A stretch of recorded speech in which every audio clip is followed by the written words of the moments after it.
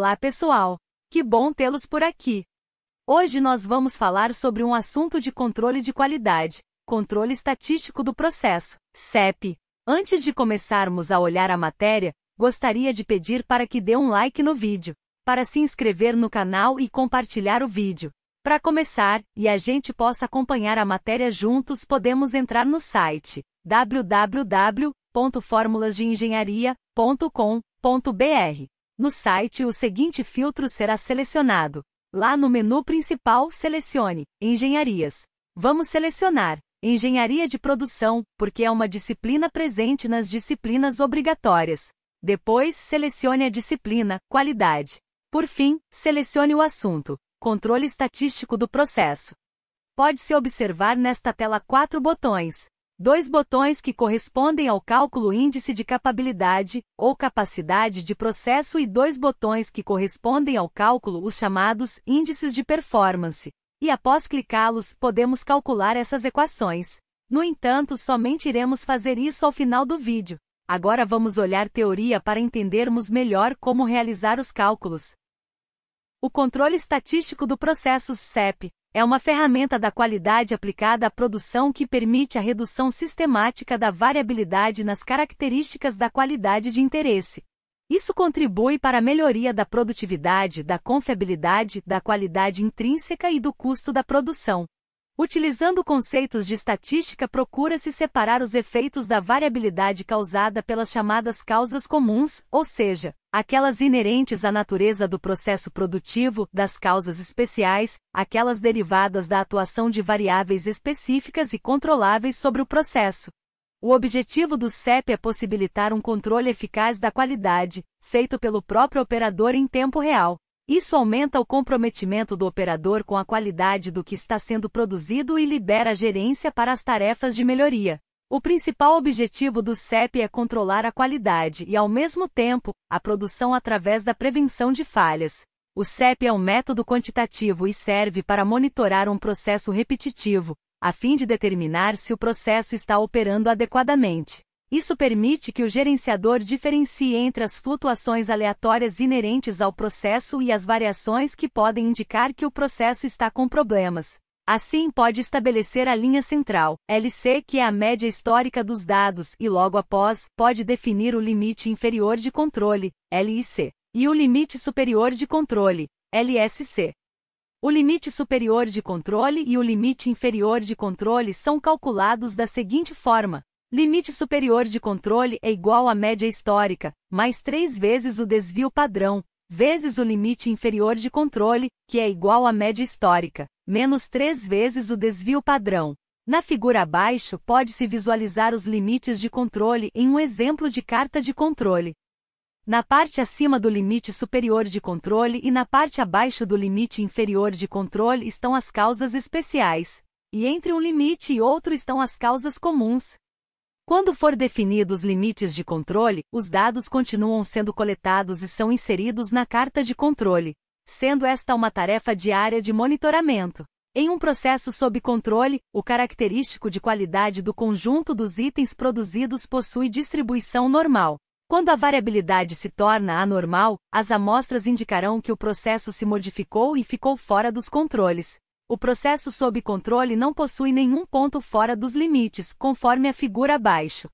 As cartas de controle podem ser utilizadas também para verificar se o processo é capaz de produzir produtos dentro das especificações técnicas estabelecidas anteriormente. Se ao eliminar todas as causas especiais de variabilidade, o processo não for capaz de produzir produtos dentro das especificações, será necessário trabalhar sobre as causas comuns, gastando mais recursos e tempo. Uma forma de verificar se o objetivo está sendo alcançado é através do uso do índice de capabilidade, ou capacidade de processo, CP. Ele considera que o processo está centrado no valor nominal da especificação e é calculado conforme a seguinte equação. Índice de capabilidade de processo é igual ao limite superior de especificação, menos o limite inferior de especificação, dividido pelo desvio padrão. Quanto maior for o valor de CP, maior será a capacidade do processo em satisfazer as especificações, desde que a média esteja centrada no valor nominal.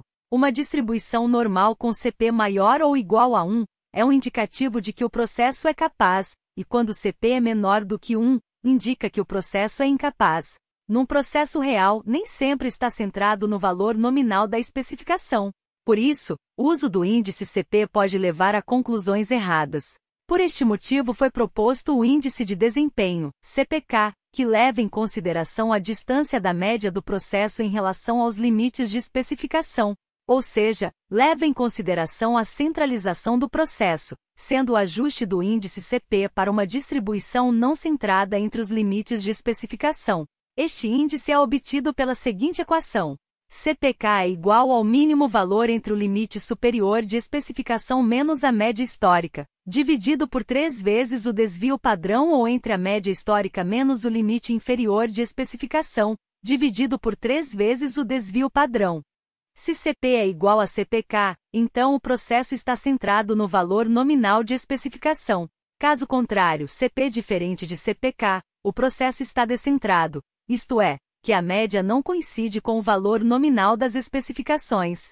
Quanto maior o valor de CPK, melhor é o seu processo.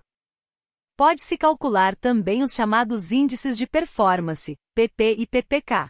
Comparando com CP e CPK, estes representam a capacidade real de um processo que é operado de forma previsível, como o processo poderá agir no futuro. Já o PP e PPK representam o desempenho real de um processo, tendo ele operado de forma previsível ou não, informam como o processo agiu no passado ou está agindo no momento. A forma como se calcula os índices de performance e dos índices de capacidade são semelhantes.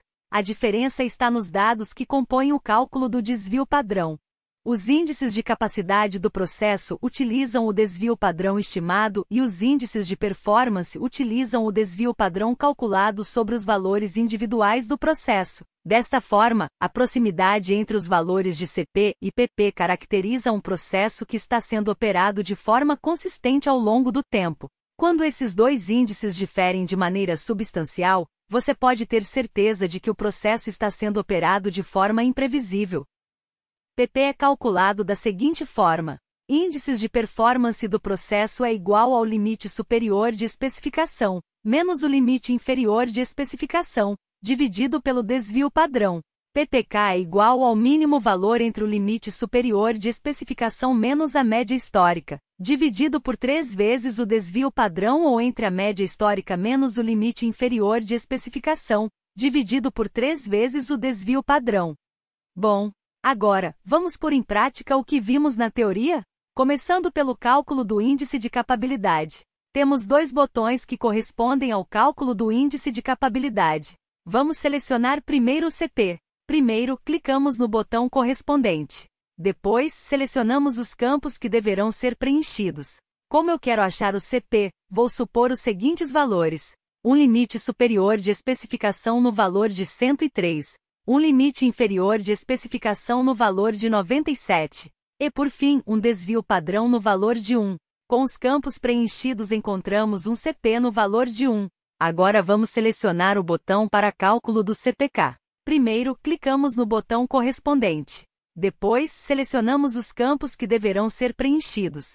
Como eu quero achar o CPK, vou supor os seguintes valores: um limite superior de especificação no valor de 103, um limite inferior de especificação no valor de 97, uma média histórica no valor de 101, e por fim, um desvio padrão no valor de 1. Com os campos preenchidos encontramos um CPK mínimo no valor de 0,667. Agora, para finalizar a aula, vamos calcular o índice de performance. Temos 2 botões que correspondem ao cálculo do índice de performance. Vamos selecionar primeiro o PP. Primeiro, clicamos no botão correspondente. Depois, selecionamos os campos que deverão ser preenchidos. Como eu quero achar o PP, vou supor os seguintes valores: um limite superior de especificação no valor de 2,5, um limite inferior de especificação no valor de 0,05, e por fim, um desvio padrão no valor de 0,5350. Com os campos preenchidos encontramos um PP no valor de 0,7632. Agora vamos selecionar o botão para cálculo do PPK. Primeiro, clicamos no botão correspondente. Depois, selecionamos os campos que deverão ser preenchidos. Como eu quero achar o PPK, vou supor os seguintes valores. Um limite superior de especificação no valor de 2,5. Um limite inferior de especificação no valor de 0,05. Uma média histórica no valor de 1,025.